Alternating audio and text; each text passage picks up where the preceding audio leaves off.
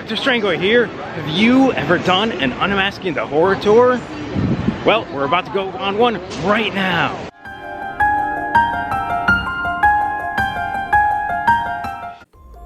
In today's video, I'm going to discuss the Unmasking the Horror Tour, give a little feedback on the tour guides, show photos I took from this year's tour, and give my opinions on the houses.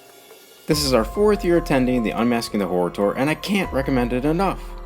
I'll get to the details of the tour in a minute, but first, I would like to give a little feedback on the tour guides.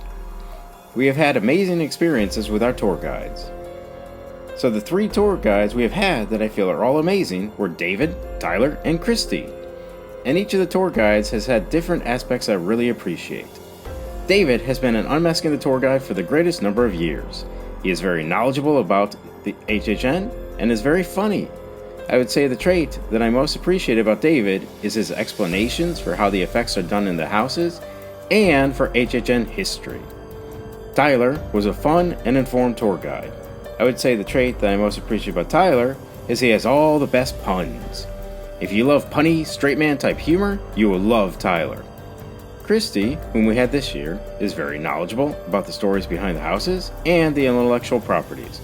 I would say the trait that I most appreciate about Christy is she feels like a friend you would just love to hang out with, have a couple of drinks, and talk for hours about the love of HHN and horror movies.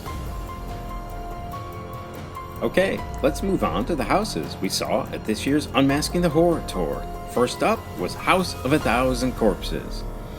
Personally, House of a Thousand Corpses was not my favorite movie. However, it made an absolutely amazing haunted house.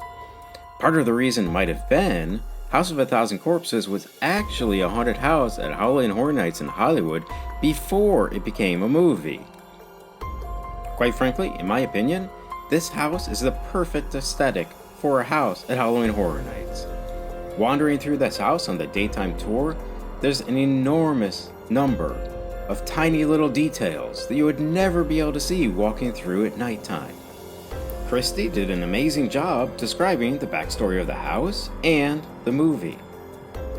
In this house, unfortunately, we were very restricted in where we were allowed to take photographs. However, from the few scenes we were allowed to take photographs, you can get a feeling for how detailed this house truly is. Up next, we have Depths of Fear. This house had more of a dark, dank, damp, dirty feeling, which definitely played into the aesthetic of the house. Again, there was many little tiny details in this house you would never see walking through at night, including many tributes to the creative team at Halloween Horror Nights, and of course, the ever-controversial Helix the dog. Up next, we had Nightingales Blood Pit. Personally, I felt this house had some very impressive and particularly gruesome set designs.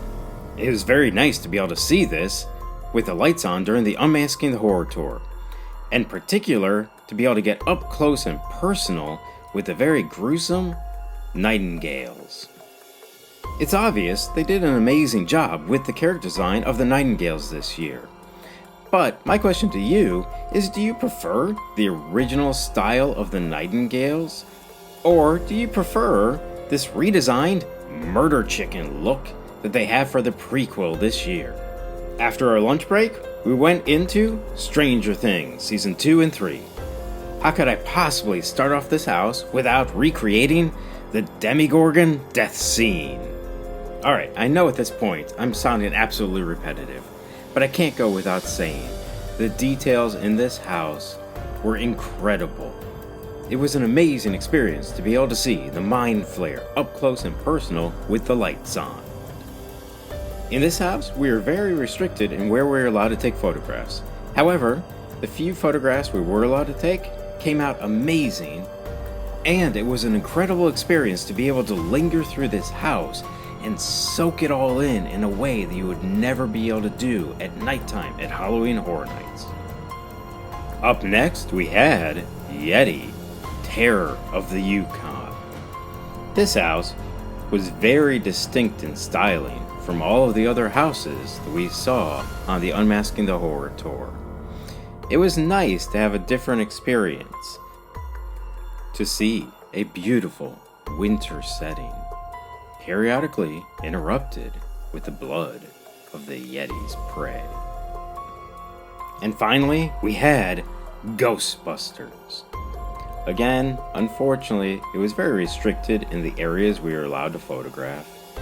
However, if you were a child in the 80s like me, this house will be overpowering with nostalgia. And it's quite apparent that this house is truly a love letter to the original film.